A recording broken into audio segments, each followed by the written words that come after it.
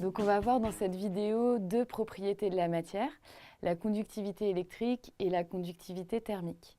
Alors il faut savoir que dans votre cours, vous pouvez voir un certain nombre de propriétés de la matière, mais votre professeur ne va pas forcément parler de toutes les propriétés.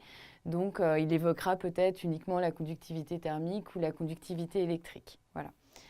Alors, la conductivité électrique, on va voir qu'il y a deux types de matériaux vis-à-vis de l'électricité, les conducteurs électriques et les isolants électriques.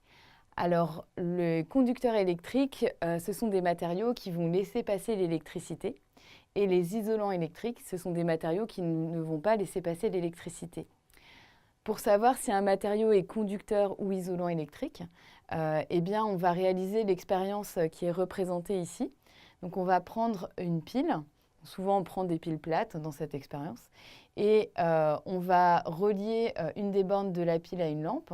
Ensuite, on va ressortir ici de la lampe pour plonger une des pinces croco, ou ce qu'on appelle une électrode, dans un bécher ou dans un récipient qui contient un liquide.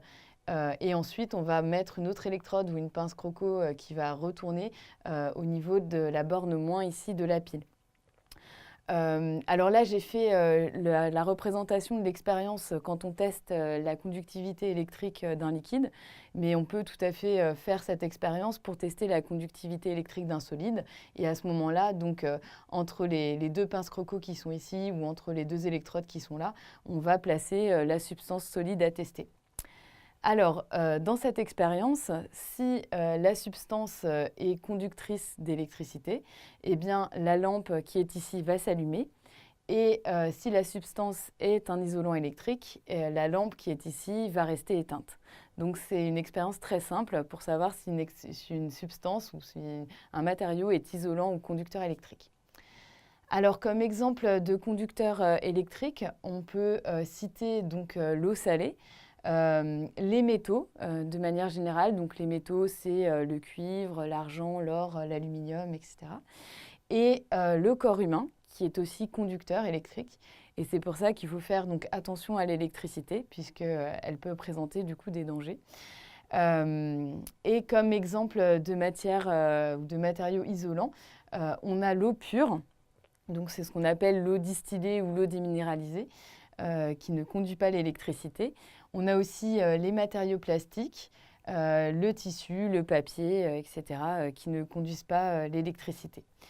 C'est d'ailleurs pour cela que dans les fils électriques, on a effectivement un conducteur au centre qui est le cuivre et tout autour une gaine qui est en plastique pour protéger les utilisateurs des dangers de l'électricité.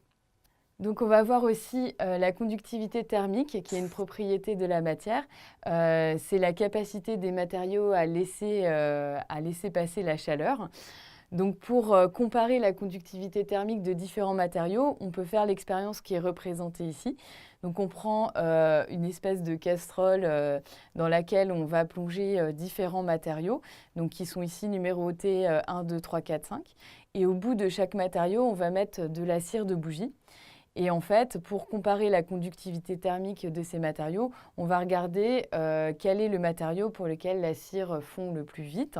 Donc, si par exemple, pour le matériau 1, on a la cire qui fond en premier, ça veut dire que ce sera le plus conducteur des 5 matériaux qui sont testés ici. De manière générale, quand on touche les objets, s'ils sont froids, c'est plutôt des bons conducteurs thermiques. Et s'ils sont pas froid, s'il ne procure pas de sensation de froid en tout cas, ce sera plutôt des mauvais conducteurs thermiques.